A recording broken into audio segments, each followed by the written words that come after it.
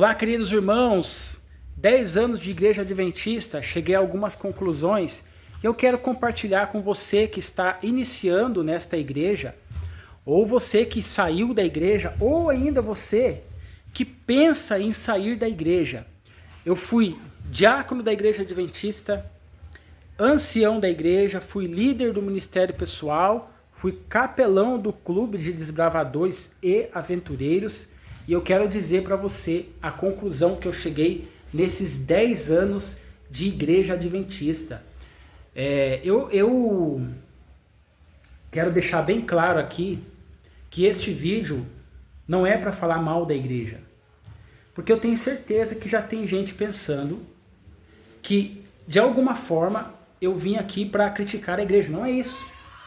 Não é isso, tá? Então presta atenção para você não sair falando asneiras por aí. Inclusive isso tem sido um grande problema de alguns irmãos da nossa igreja.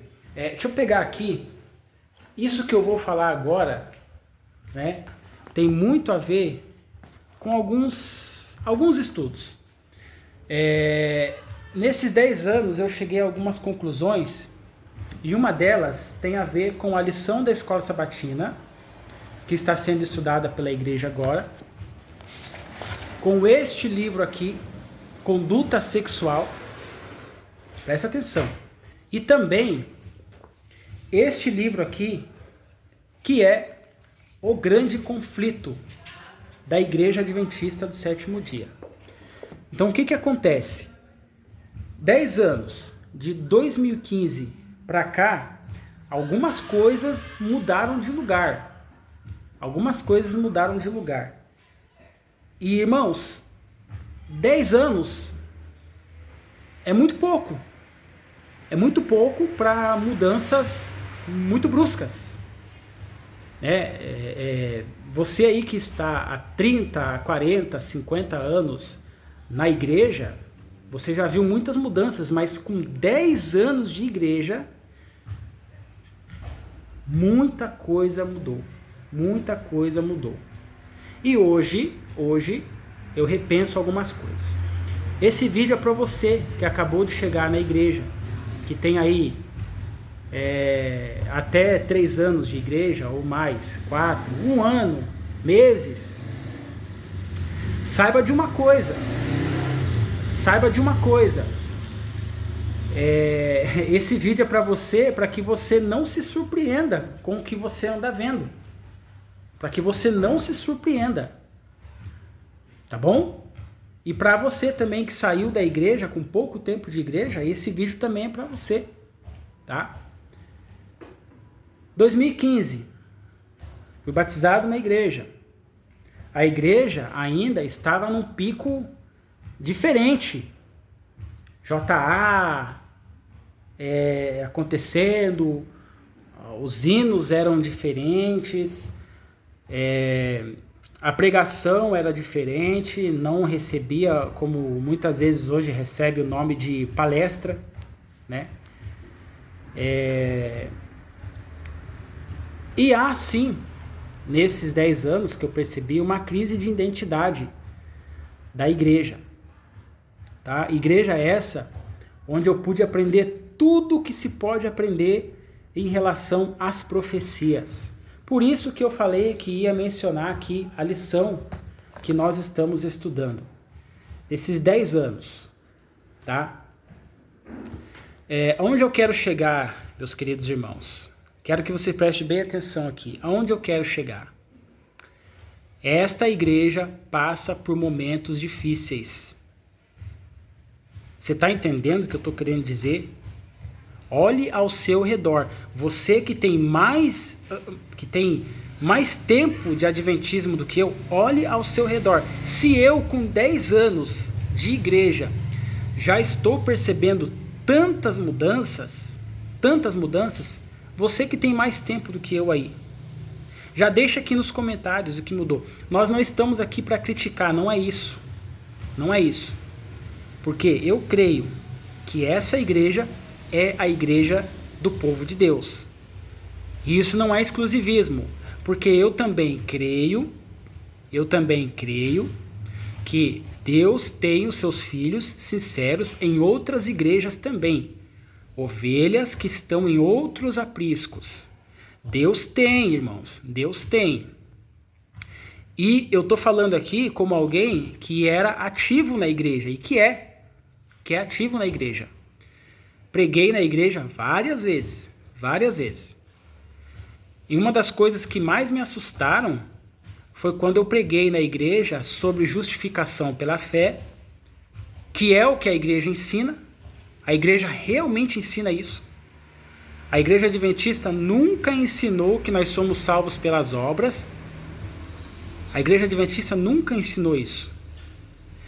E o que eu preguei na igreja foi o que eu aprendi no Nisto Cremos, na Bíblia, principalmente na Bíblia, tá? Que é a nossa única regra de base e fé, e também nos escritos de Ellen White, que nós somos justificados somente pela fé, e que a guarda dos mandamentos não é um meio de salvação, mas é uma característica daqueles que já foram salvos, porque a graça não te salva para você ficar vivendo a mesma vida.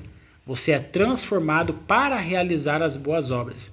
É isso que Efésios capítulo 2, versos de 8 a 10 diz: porque pela graça sois salvos, mediante a fé. Isso não vem de vós, é dom de Deus, não de obras, para que ninguém se glorie. É nisso que nós acreditamos. E quando eu preguei sobre isso, em 2018, e eu deixei bem claro, eu falei, o sábado não salva, guardar as leis não salvam, dar dízimo não salva. Porém, quem faz essas coisas faz por amor a Deus e porque foi transformado pela graça. Isso ficou bem claro. Em momento algum eu disse que nós temos que deixar de guardar o sábado. Em momento algum eu disse que nós temos que deixar de ser fiel a Deus nos dízimos, nas ofertas. Em momento algum eu disse isso. Mas para alguns irmãos eu tive que dar explicação lá fora. Por que você está pregando isso? Por que você está falando isso? Então, irmãos, a coisa está ficando feia. A perseguição, ela começa dentro da própria igreja. E eu pude perceber isso nesses 10 anos de igreja, tá? Outra coisa também, alguns irmãos mais velhos de igreja estão ficando muito incomodados quando veem jovens chegando na igreja e sendo usados pelo Espírito Santo, tentando fazer as coisas, querendo trabalhar para Deus, e algumas pessoas, não são todas, tá? Mas algumas pessoas mais velhas, que talvez não foram convertidas ainda, estão ficando incomodadas. Dizem que estão exagerando. É um certo fanatismo. Você não pode fazer nada de diferente, que você está sendo liberal demais. E o liberalismo também é outro extremo que vem atrapalhando a obra de Deus, atrapalhando a igreja. Isso tem acontecido, meus irmãos. Isso tem acontecido. Desses 10 anos eu tenho percebido isso. A igreja esfriou. A igreja está ficando fria. E o que significa quando a igreja está ficando fria? Significa que ela já está no estado de mornidão espiritual. Ela já está no estado de Laodiceia. Os laodiceianos já estão dando as caras na igreja, meus irmãos. É isso que está acontecendo. E quando você vê jovens querendo pregar o evangelho, tentando fazer a obra de Deus, algumas pessoas estão amputando esses jovens, tá? Algumas pessoas estão amputando. Os jovens já não conseguem mais trabalhar. Eu sei que há exageros. Algumas pessoas estão inventando ideias mirabolantes demais para pregar o evangelho, quando na verdade o evangelho deve ser pregado de maneira simples. De maneira simples. Simples e objetiva. Isso é um ponto. Mas o ponto também é que algumas pessoas mais conservadoras e fanáticas estão amputando os nossos jovens de pregar o evangelho. E eu não estou dizendo aqui que é para liberar tudo, não é isso. Não é isso que eu estou dizendo. Eu estou dizendo que há dois extremos na igreja que vem atrapalhando a nossa igreja. Então essa foi uma das conclusões que eu cheguei. Se você também chegou a essa conclusão, se você concorda comigo, deixa os comentários aí. Porque eu acho que eu não estou sozinho nessa, irmãos. Eu acho que eu não estou sozinho nessa. E eu vejo também uma onda aí de pregadores que estão virando coaches. Sabe? Que estão virando coaches. Não é mais o sermão, não é mais algo que expõe o texto bíblico, que destrincha ali o texto bíblico e convida a igreja para uma mudança de vida, para uma mudança de postura, que convide o crente para uma mudança de comportamento. Não, isso está cada vez mais raro. Cada vez mais raro. Não, você não consegue mais ver isso. E eu não estou generalizando, meus irmãos. Eu não estou generalizando.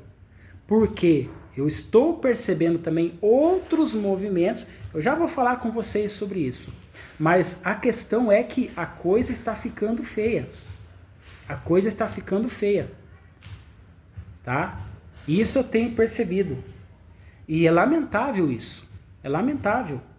É lamentável, mas também, por outro lado, isso é um sinal claro de que Jesus está voltando. Isso é um sinal claro de que Jesus está voltando. Agora, o peneiramento está sendo feito. E a igreja, ela está, sim, mantendo os remanescentes, eles estão surgindo, eles estão aparecendo, eles estão dando a cara, e isso está acontecendo. É por isso que eu falei da lição da escola sabatina que nós estamos estudando, né? Sobre profecia. Sobre profecia. E eu confesso a vocês, posso estar errado. Eu posso estar aqui confundindo os tempos.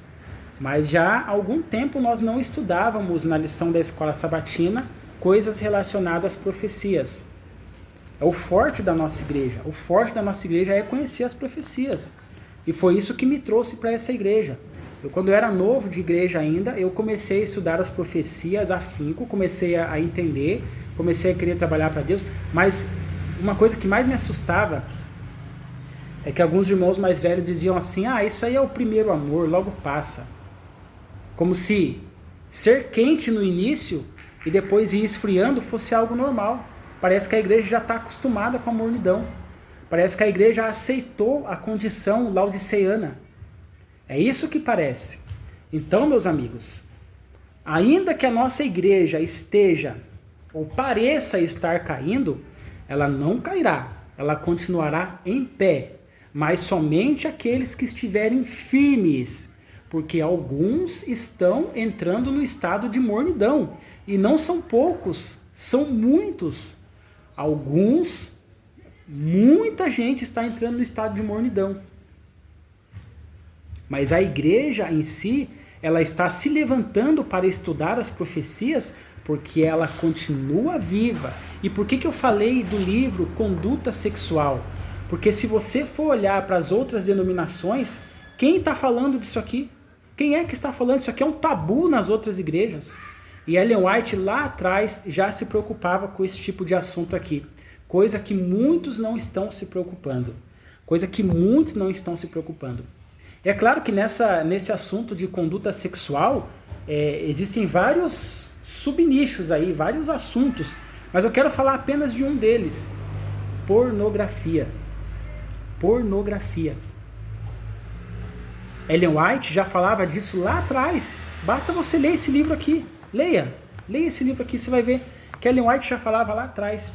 Mas essa questão da pornografia, que entra nos olhos dos nossos irmãos, que vem de forma leve e sutil pelo Instagram e pelas redes sociais, acaba se tornando um vício e depois acaba entrando assim de forma escancarada.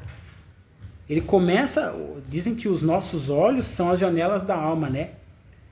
A pornografia, ela começa batendo a porta, batendo na janela. Aos poucos ela vai arrombando a janela. Quando a pessoa vê, a pessoa já está mergulhada nisso. E o último livro aqui, que é o Grande Conflito. Por que eu quero falar desse livro aqui? Porque, irmãos, tudo isso que eu falei para você até agora acontece por causa do grande conflito. Faz parte do grande conflito entre o bem e o mal. O grande conflito acontece dentro da nossa igreja também.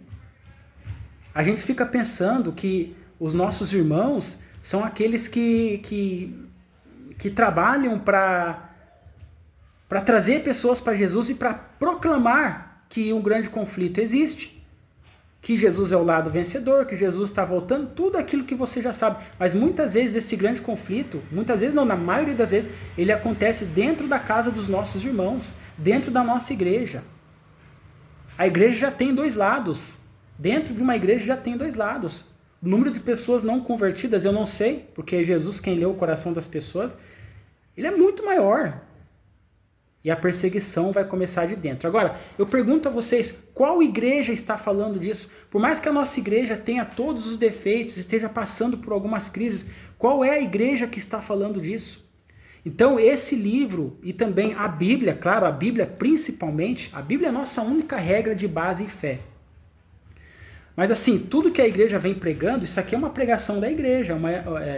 Deus colocou no coração da serva dele, de Ellen White, a inspirou a falar sobre essas coisas.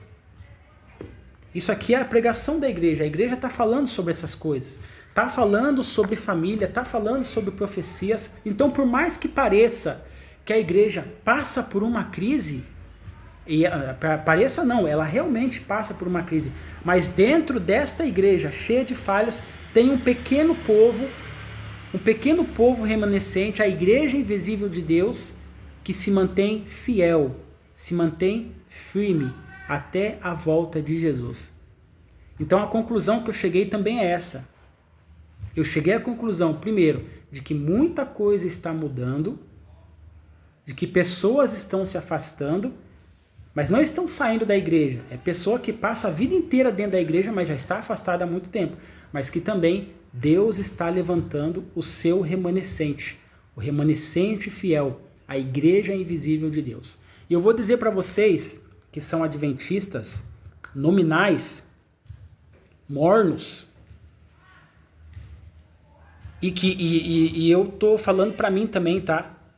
Porque eu também tenho vários defeitos e eu preciso me despertar para isso.